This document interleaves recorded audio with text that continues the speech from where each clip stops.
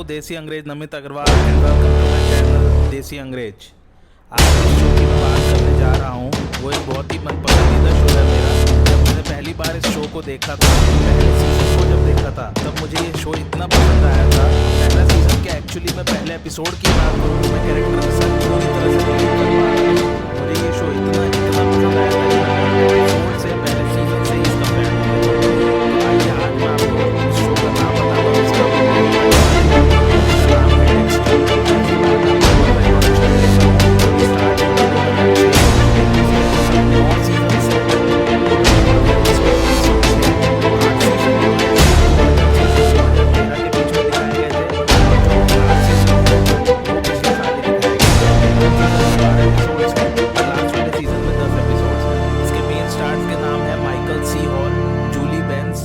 Carpenter और network है show time. इसका जॉनर है crime, drama, mystery and thriller. Mystery तो वैसे भी आप सभी लोगों को पसंद आता होगा। जो शूटिंग की लोकेशंस हैं वो है Miami Beach, California and Los Angeles. Mostly Miami Beach और कैलिफोर्निया में हुई है इसकी शूटिंग। जिन लोगों ने मेरे चैनल को सब्सक्राइब नहीं किया है वो जल्दी से चैनल को सब्सक्राइब कर लीजिए, बेल आइकन को दबा दीजिए। डेक्स्टर की बेसिक कहानी क्या है वो मैं आप लोगों को बता देता हूँ। डेक्स्टर नाम का एक किरदार है इसमें। ये पूरा शो मायामी सिटी में शूट हुआ है जो कि फ्लोरिडा में है, अमेरिका में। मायामी बेसिकली जो है एक बीच सिटी के नाम से ज़्यादातर जाना जाता है। डेक्स्टर जो है वो मायामी सिटी में एक पुलिस डिपार्टमेंट में एज अ फॉरेंसिक एक्सपर्ट काम करता है। उसकी स्पेशलाइजेशन क्या है? Blood stain pattern analysis. अब मैं आप लोगों को थोड़ा सा बता देता हूँ ब्लड स्टेन पैटर्न होता क्या है दरअसल। तो एक्चुअली होता क्या है, जनरली इसमें ब्लड वो कहाँ पर और कैसे गिरा है विक्टिम का, उसको एनालाइज किया जाता है। सपोज़ किसी ने विक्टिम को घर के अंदर घुसकर उसे चाकू मार दिया तो उसकी बॉडी से जो भी खून बहेगा, कुछ दीवारों पे छींटे जाएंगी, कुछ ज़मीन पे रहेगा, तो उसी को एनालाइज किया जाता है। उसी को कहते हैं ब्लड पैटर्न एनालिसिस। तो उससे काफ़ी कुछ जो है केस सॉल्व हो जाता है।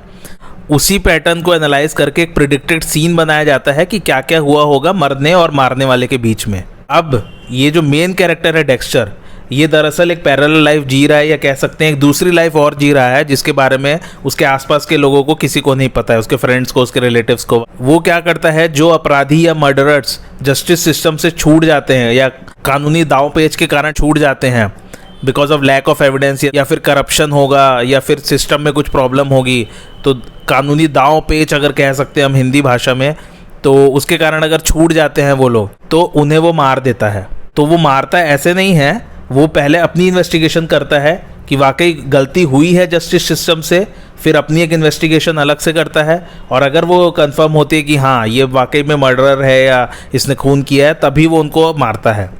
ये एक एडेप्टेड टीवी सीरीज़ है फ्रॉम कॉमिक्स जिसके राइटर थे जेफ लिंडसे।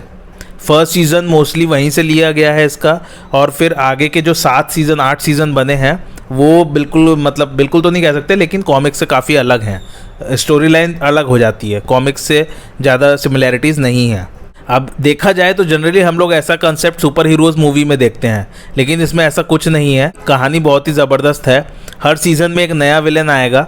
सबसे अच्छी बात यह है कि इसे बिल्कुल हमारी ही तरह आम आदमी दिखाया गया है डेक्स्टर को, जो सुबह उठता है, जॉब पर जाता है, रात को आके सो जाता है, लेकिन रात को सोने के बजाय बस ये है कि वो मर्डरर्स को हंट कर रहा होता है, उनका शिकार कर रहा होता है। और मर्डरर्स इसमें मोस्टली सीरियल किलर्स ही दिखाए गए हैं कि जो एक के बाद एक खून कर रहे हैं। डेक्स्टर का लेकिन इसमें एक चीज़ दिखाई गई है कि he has a strict code of honour, जिसके बाहर वो कभी नहीं जाता, कि उसका जो है एक बाकायदा कुछ उसूल हैं जिसके बाहर वो कभी भी नहीं जाता।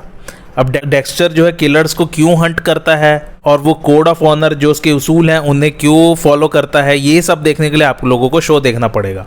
और एक अच्छी बात मैं बता दूं इस शो के बारे में, जैसे हम सभी लोग आपस में अपने आप से बात करते हैं, अपने कॉन्शियस से बात करते हैं, अपने सब कॉन्शियस से बात करते हैं, थ्रू आउट सीजन डेक्स्टर भी अपने आप से बात करता है, अपने कॉन्शियस से बात करता रहता है।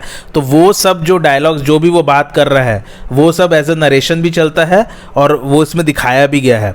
तो वो जो सीन्स हैं वो क्रिएटर्स और डायरेक्टर्स ने इतनी ब्यूटीफुली शॉट किया गया है ना कि आप बिल्कुल रिलेट कर जाएंगे कैरेक्टर के साथ।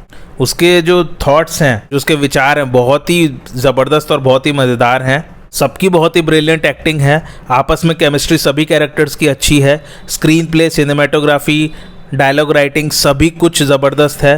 52 मिनट का एक एपिसोड है ऑन एन एवरेज, और वो कैसे चला जाएगा आपको पता भी नहीं चलेगा। फिर मैं वही बात कहूँगा जो पहले 2 शोज़ के लिए कही थी मैंने, कि आप बिल्कुल बोर नहीं होंगे। अच्छा, सबसे अच्छी बात ये कि शूटिंग लोकेशंस बहुत ब्यूटीफुल हैं, जहाँ जहाँ शूटिंग की गई है बहुत ब्यूटीफुल है। तो आपको एक अमेरिका का भी थोड़ा सा वो देखने मिल जाएगा कि how does people live in America, और अमेरिका में मतलब कितनी सुंदरता है। स्टोरी लाइन जो है वो सॉलिड है हर सीज़न की, सारे सीज़न अच्छे हैं, इसमें मैं ऐसा कुछ भी नहीं कहूँगा कि लास्ट में जाके स्लो हो जाता है कुछ है, सारे सीज़न अच्छे हैं। और सबसे अच्छी बात यह है कि सीज़न के साथ साथ डेक्स्टर भी इवॉल्व होता चला जाता है, उसकी फैमिली बनते आगे जाके उसके बच्चे होते हैं, तो सब कुछ कहानी जैसे आगे बढ़ती जाएगी वैसे वैसे आपको पता चलता जाएगा। और हाँ, सबसे एक और इसमें प्लस पॉइंट ये है कि डेक्स्टर की बहन का किरदार जिसने निभाया है उन्होंने बहुत ही ज़बरदस्त एक्टिंग की है। I can say it's wonderful, excellent. ये एक बहुत ही डार्क सीरीज़ है, तो जो लोगों को थोड़ी डार्कनेस पसंद आती है कहानियों में वो इसको बिल्कुल देख सकते हैं, और मेरी रिकमेंडेशन मस्ट वॉच है ये बिल्कुल। 9 सीज़न जिसके बारे में मैं कह रहा था जो पिछले साल आया था, तो कहानी वैसे तो 8 सीज़न में हो गई थी ख़त्म, लेकिन कंटिन्यूएशन बस ये है कि कैरेक्टर्स का कंटिन्यूएशन है, तो ज़्यादा कहानी पहले 8 सीज़न से कुछ टाई अप नहीं है उसका। और ये आप देख सकते हैं, बिल्कुल देख सकते हैं, बहुत ही अच्छे हैं ये 10 एपिसोड लास्ट सीज़न के भी। अब मैं इसके बारे में कुछ फैक्ट्स बता देता हूँ।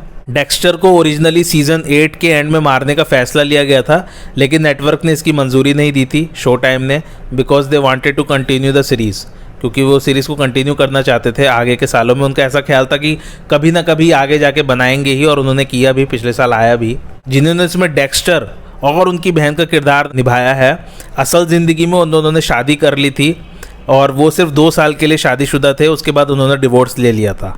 लेकिन डिवोर्स लेने के बावजूद वो लोग शो में काम करते रहते। उन लोग की शादी रही थी 2008 से 2010 के बीच में। माइकल सी हॉल जिन्होंने डेक्स्टर का किरदार निभाया है, उनको बीच में हॉचकिन्स लिम्फोमा एक बीमारी है वो हो गई थी, it's kind of a cancer, लेकिन उन्होंने किसी को बताया नहीं था, वो शूटिंग करते चले गए थे। लेकिन जब बाद में सभी को पता चला जिनके साथ वो काम करते थे, तो सबको सरप्राइज़ हुआ। डेक्स्टर का असल मीनिंग वैसे तो राइट हैंड होता है, और it is opposite of the word sinister. इसमें एक किरदार है सार्जेंट एंजल बटिस्टा, जिसने उनका किरदार निभाया है। वो रियल लाइफ में न्यूयॉर्क सिटी पुलिस डिपार्टमेंट में काम कर चुके हैं, और उसके पहले यूएस एयरफोर्स में भी। सेट पर कोई भी इम्प्रोवाइजेशन नहीं किया गया है, स्क्रिप्ट बिल्कुल जैसी लिखी गई थी बिल्कुल वैसे ही डायलॉग्स पढ़े गए हैं, नो चेंजेस वर डन।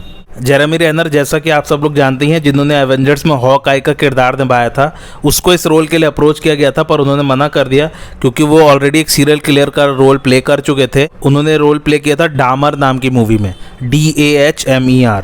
और सीज़न 4 जो है वो बेस्ट सीज़न है डेक्स्टर का। तो ये थे सारे फैक्ट्स। IMDb रेटिंग अगर आप लोगों को बता दूं तो 8.7 है। जब ये शुरू हुआ था इसकी रेटिंग अराउंड 9.6 9.7 चल रही थी आउट ऑफ 10, और ये रेट किया है लगभग 7,15,000 लोगों ने। और एक बात और, इसका रैंक 117 है among top 250 TV shows of IMDb के टॉप 250 शोज़ में इसका रैंक 117 है। मेरा रिकमेंडेशन मैंने बता ही दिया है, मस्ट वॉच, बिल्कुल देखिए, बहुत ही अच्छी टीवी सीरीज़ है। और आप लोग किस किस और टीवी सीरीज़ के बारे में रिव्यू देखना चाहते हैं मुझे कमेंट करके ज़रूर बताइए, और आज का रिव्यू आप लोगों को कैसा लगा उसके बारे में भी बताइए। और मेरे चैनल देसी अंग्रेज को लाइक, शेयर और सब्सक्राइब ज़रूर कीजिए। थैंक्स फॉर वॉचिंग, धन्यवाद।